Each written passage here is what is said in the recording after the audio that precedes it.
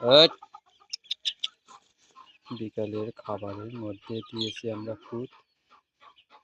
এগুলো কিন্তু ভিডিও আপনারা আগের ইয়েতে দেখেছেন। সেই বাচ্চাগুলো কিন্তু এখন এত বড় হয়েছে, দেখতেই পারছেন। মাঝখানে কিছু বাচ্চা মারা গেছে, এই যে এইটার এর আগে আপনার ভিডিও দেখাইছিলাম। এই যে দেখেন, তিনটা বাচ্চা আছে 10টার মধ্যে। আর এগুলো হলো আগের বাচ্চাগুলো, এগুলো মোটামুটি ভালো হয়েছে। দুষ্টামি রে,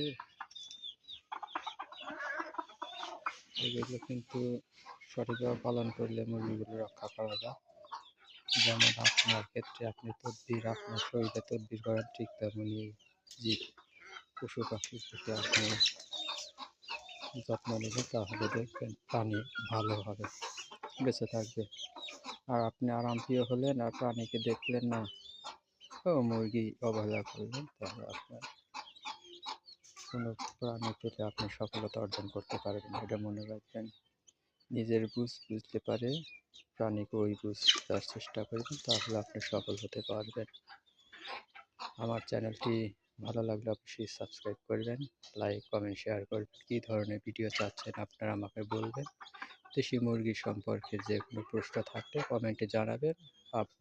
আপনাদের সকল প্রশ্ন উত্তর দেওয়ার চেষ্টা করব। ধন্যবাদ সবাইকে। আসসালামু আলাইকুম।